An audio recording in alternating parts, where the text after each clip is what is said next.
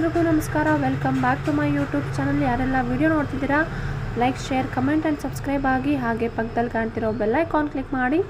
ಚಂದನ್ ಶೆಟ್ಟಿ ಹಾಗೂ ನಿವೇದಿತಾ ಗೌಡ ಅವರ ಸುದ್ದಿ ಕೇಳಿ ಎಲ್ಲರಿಗೂ ಕೂಡ ಶಾಕ್ ಕೊಟ್ಟಿದೆ. ರಿಯಾಲಿಟಿ ಶೋಗಳಲ್ಲಿ ಮಿಂಚ್ತಾ ಸೋಷಲ್ ಮೀಡಿಯಾದಲ್ಲಿ ಕ್ಯೂಟ್ ಆಗಿ ರೀಲ್ಸ್ ಮಾಡ್ತಾ ಎಲ್ಲರನ್ನೂ ರಂಜಿಸ್ತಾ ಇದ್ದರು. ಈ ತಾರಾ ಜೋಡಿ ಏಕಾಏಕಿ ಸಂಬಂಧವನ್ನು ಮುರಿದುಕೊಂಡಿದ್ದು ಯಾಕೆ ಅಂತ ಎಲ್ಲರೂ ಕೂಡ ತಲೆಕೆಡಿಸಿಕೊಂಡಿದ್ದೀರಾ? ಅಸಲಿಗೆ ಇಬ್ಬರಿಗೂ ವಿಚ್ಛೇದನ ಕೊಡಿಸಿರೋ ವಕೀಲೆ ಹೇಳುವ ಪ್ರಕಾರ ಕಳೆದ 1 ವರ್ಷದ ಹಿಂದೆಯೇ ಈ ಜೋಡಿ ಹೊಂದಾಣಿಕೆಯ ಕೊರತೆಯಿಂದ ಡಿವೋರ್ಸ್ ಪಡೆಯೋದಕ್ಕೆ ತೀರ್ಮಾನ ಮಾಡಿತ್ತಂತೆ. ತಮ್ಮ ಸಂಬಂಧ ಹದಗೆಟ್ಟು ಡಿವೋರ್ಸ್ ಹಂತಕ್ಕೆ ಬಂದಿದ್ದರೂ ಅದನ್ನು ಎಲ್ಲಿಯೂ ಹೊರಗಡೆ ಗೊತ್ತಾಗದೆ ಅನ್ಯೋನ್ಯವಾಗಿದ್ದಂತೆ ನಟನೆ ಕೂಡ ಮಾಡಿದ್ದಾರೆ. ಅಷ್ಟರ ಮಟ್ಟಿಗೆ ಇಬ್ಬರು ಕೂಡ ಅತ್ಯುತ್ತಮ ನಟ-ನಟಿಯರು.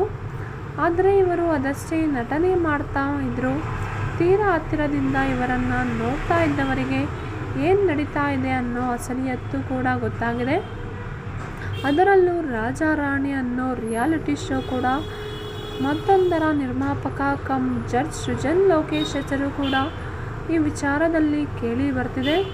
ಹಾಗಾದರೆ ರಾಜಾ ರಾಣಿ ಬೇರೆ ಆಗೋದಕ್ಕೆ ಸೃಜನ್ ಕಾರಣನ? ಗಂಡ ಹೆಂಡತಿ ನಡುವೆ ಬಂದ ಆಗುವಂತಕ ಇವನೇನ? ಅಲ್ಲು ಜೈಲಿನಂತ ಇದ್ದ ಚಂದನ್ ಹಾಗೂ ನಿವೇದಿತಾ ಗೌಡ ದೂರ ಆಗೋದಕ್ಕೆ ಕಾರಣ ಯಾರು?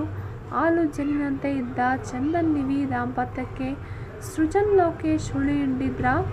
ಅಸಲಿ ವಿಚಾರ ಈ ಮೂವರಿಗೆ ಗೊತ್ತಿದೆ. ಆದರೆ ಈ ತರಹದ ಗಾಸಿಪ್ ಬಣ್ಣದ ಲೋಕದಲ್ಲಿ ತುಂಬ ಹರಿದಾಡುತ್ತಿದೆ. ರಾಜಾ ರಾಣಿ ಶೋನಲ್ಲಿ ಚಂದನ್ ಆ್ಯಂಡ್ ನಿವೇದಿತಾ ಭಾಗಿಯಾಗಿ ವಿನ್ನರ್ ಆಗಿದ್ರು.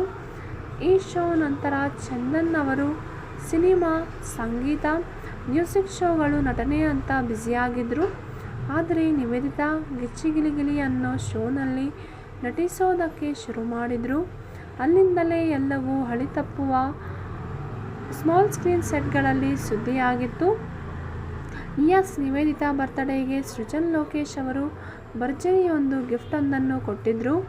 ತಮ್ಮ ನಿರ್ಮಾಣದ ಶೋಗಳಲ್ಲಿ ನಿವೇದಿತಾಗೆ ಅವಕಾಶದ ಮೇಲೆ ಅವಕಾಶ ಕೊಟ್ಟರು. ಅಷ್ಟೆಲ್ಲ ಯಾಕೆ, ತಮ್ಮ ನಿರ್ಮಾಣದ GST ಅನ್ನೋ ಸಿನಿಮಾದಲ್ಲೂ ಕೂಡ ನಟನೆಯ ಚಾನ್ಸ್ ಕೊಟ್ಟಿದ್ದರು. ನಿವಿಯ ಬರ್ತ್ಡೇಗೆ ಸೃಜನ್ ಹಾಕಿರೋ ಪೋಸ್ಟ್ ನೋಡಿದರೆ ಎಲ್ಲರೂ ಕೂಡ ಶಾಕ್ ಆಗಿದ್ದಾರೆ. ಆತ್ಮೀಯತೆ ಅದ್ಯಾಪರಿ ಇದೆ ಅನ್ನೋದು ಗೊತ್ತಾಗುತ್ತೆ. ಸೃಜನ್ ಮತ್ತು ನಿವಿಯ ಈ ಅಸಹಜ ಸಲುಗೆಯನ್ನು ನೋಡಿ ಅನೇಕರು ಚಂದನ್ಗೆ ಎಚ್ಚರಿಸಿದ್ರಂತೆ. ಮ್ಯೂಸಿಕ್ ಕಾಂಟ್ರವರ್ಸಿ ಅಂತ ಊರೂರು ತಿರುಗುವ ಚಂದನ್ಗೆ ನಿನ್ನ ಹೆಂಡತಿ ಬಗ್ಗೆ ಗಮನ ಹರಿಸು ಅಂತ ಸೂಚಿಸಿದ್ರಂತೆ. ಇದರ ಬಗ್ಗೆ ನಿಮ್ಮ ಅಭಿಪ್ರಾಯ ಮೂಲಕ ಕಮೆಂಟ್ ಮೂಲಕ ತಿಳಿಸಿ.